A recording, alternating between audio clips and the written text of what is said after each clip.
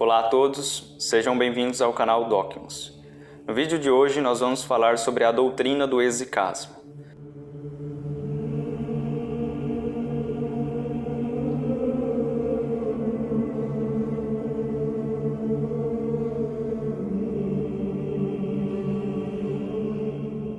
Que é um componente da tradição mística da Igreja Ortodoxa, onde a finalidade do praticante é atingir a divindade de Deus, por vias contemplativas e devocionais. A palavra vem do grego "isístia", que significa quietude, silêncio, descanso, e diz respeito à situação do praticante, onde é relevante que esse se mantenha em silêncio e em estado de completa absorção, absorto em seu interior no processo contemplativo que opera em estágios e graus, sendo um desenvolvimento gradual que se adquire ao longo da vida e dependendo das disposições do praticante. Essa tradição encontra seu respaldo no Novo Testamento. Tu, quando orares, entra no teu quarto e, fechada a porta, reza em segredo ao teu pai, pois ele, que vê o oculto, recompensar-te-á. Aqui, conseguimos vislumbrar a necessidade de se estar em algum grau de isolamento na hora de praticar a contemplação. Tal como Deus perscruta o homem não apenas em suas ações externas, mas internas também. Não há para onde ou por onde fugir do divino. Ele sempre há de alcançar seus filhos no mais distante e escuro abismo, sendo necessário observância constante da parte do praticante, para que mesmo quando não em oração, haja vigilância sobre seus pensamentos privados, para que os mantenha sempre sobre a mais completa pureza. O livro que dá o suporte e de onde se originam as práticas do exicasmo se chama Filocália, do grego Amor ao Belo. Nesse imenso trabalho compilado pelos monges do Monte Athos, Nicodemos, o Agiorita e Macário de Corinto, que durante anos pesquisaram a biblioteca do mosteiro para compor esse trabalho, onde encontramos as práticas referentes aos estágios do exicasmo, catarses, teória e teoses. Os textos utilizados na composição da Filocália remontam do IV ao XV século e, apesar da composição dessas obras ser recente, século XVI e XVII, as práticas exicastas são milenares, tendo sido consagradas na oração de Jesus. Senhor Jesus Cristo, Filho de Deus, tende piedade de mim, um pecador. Conforme o praticante se gradua, ele utiliza essa mesma oração em outras que vai aprendendo ao longo da sua vida para auxiliar na prática. Em suma, as técnicas são várias, mas a prática e sua finalidade são sempre as mesmas. No tocante à oração de Jesus, para a utilização da fórmula, é relevante que o praticante avance em estágios. O monge russo, Teófano ou recluso, fala de 3. A oração oral, com os lábios, que é externa ao praticante, a oração focada, falando as palavras com a mente, internamente, e a oração do coração, quando a oração não é mais algo que fazemos, mas somos. A oração do coração supracitada é dita como a confirmação da vida dos cristãos como a consagração da oração contínua, citada por Paulo no Novo Testamento. Andai sempre alegres, orai sem cessar, e, em todas as circunstâncias, dai graças, pois é a vontade de Deus em Jesus Cristo a vosso respeito. Tessalonicenses, capítulo 5, versículo 16 ao 18. A maior parte dos exicastas são monges ortodoxos, que vivem em lugares isolados para facilitar suas práticas. Em toda a tradição ortodoxa, independente do segmento, os monges se isolam em florestas ou desertos, dependendo do tipo de flora do país em que estejam, no objetivo de se afastarem do pecado que costuma incorrer na presença de outros seres humanos, isto é, nas cidades. Para um exicasta, seria inconcebível habitar em centros urbanos, de qualquer natureza, mesmo cidades pequenas. Suas redes de contato se limitam, portanto, apenas aos monges do monastério ao qual eles vivem próximos. O exicasta tem tendências, além de misantrópicas e isolacionistas, celibatárias, sendo ideal a preservação da virgindade, mas não obrigatório para seguir nessa vida.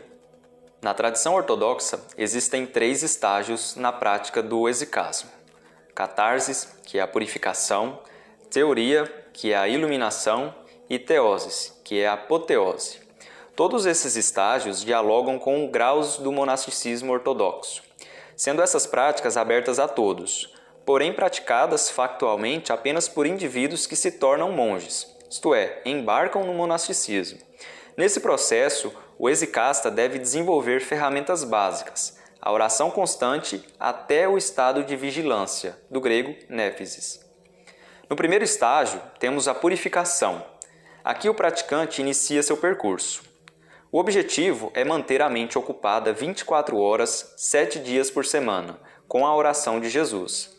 Ele deve revisar as palavras dessa oração sempre que pensamentos indesejados lhe ocorrerem, isto é, sempre que houver pensamentos pecaminosos em sua mente, o exicasta deve afastá-los com o foco e concentração na oração de Jesus ou demais fórmulas contidas na Filocália, ou que venham a aprender eventualmente de monges ou pessoas mais avançadas na prática. Como dito por São João Clímaco, sente-se em um lugar alto e observe. Se você souber como, e então verá em que maneira, quando, de onde, quantos e que tipo de ladrões vêm para entrar e roubar suas uvas. Quando o vigia fica cansado, ele se levanta e ora. E então ele se senta novamente e corajosamente assume sua tarefa anterior. Escada do Paraíso, degrau 27, versículo 22 ao 23. O exicasta deve levar a sua mente intuitiva, do grego nous, para um processo de ascese, isto é, o monge deve obter total controle de si mesmo, fisicamente e psiquicamente, para liberar suas potencialidades espiritualmente. É imprescindível para a obtenção do segundo estágio de iluminação que o exicasta ore com o coração. Esse processo de levar a mente para o coração, de orar sem cessar, não é apenas metafórico, mas literal. Com a elevação ascética, o monge passa a obter controle não apenas de suas capacidades psíquicas, mas também fisiológicas, conseguindo ritmar o seu coração juntamente com a oração. Desse modo, aumentando a concentração da sua mente intuitiva na divindade de Deus que se deseja alcançar. Esse nível é muito avançado e só é consumado após anos na prática do exicasta. A experiência da apoteose é a consagração do exicasta. É aqui que ele atinge o nível mais alto de sua prática, entrando em comunhão com a divindade de Deus. Gregório Palamas descreve esse processo de contemplação de Deus como um vislumbre da luz incriada, isto é, o Deus incriado, comparavelmente à transfiguração de Cristo ocorrida no Monte Tabor. Lê-se: 6 dias depois, Jesus tomou consigo Pedro, Tiago e João, irmão de Tiago, e os levou, em particular, a um alto monte. Ali ele foi transfigurado diante deles. Sua face brilhou como o sol e suas roupas se tornaram brancas como a luz. Naquele mesmo momento, apareceram diante deles Moisés e Elias, conversando com Jesus. Então Pedro disse a Jesus: Senhor, é bom estarmos aqui. Se quiseres, farei 3 tendas, uma para ti, uma para Moisés e outra para Elias. Enquanto ele ainda estava falando, uma nuvem resplandecente os envolveu, e dela saiu uma voz que dizia: Este é meu filho, amado, em que me agrado. Ouçam-no. Ouvindo isso, os discípulos prostraram-se com o rosto em terra e ficaram aterrorizados. Mas Jesus se aproximou, tocou neles e disse: Levantem-se, não tenham medo. E erguendo eles os olhos, não viram mais ninguém, a não ser Jesus. Mateus, capítulo 17, versículo 1 ao 8.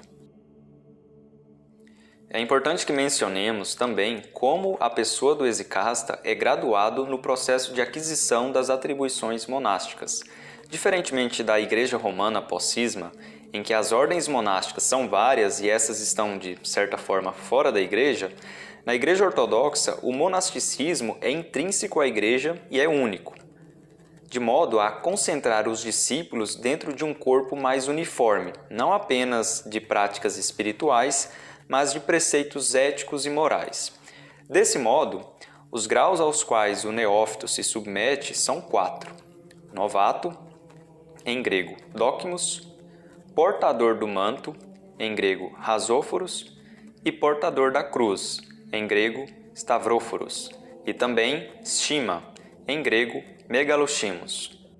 O novato é o neófito, isto é, ele está sendo iniciado nas práticas específicas que deverá seguir e desenvolver enquanto estiver inserido na vida monástica. É muitas vezes referido como aquele sob obediência.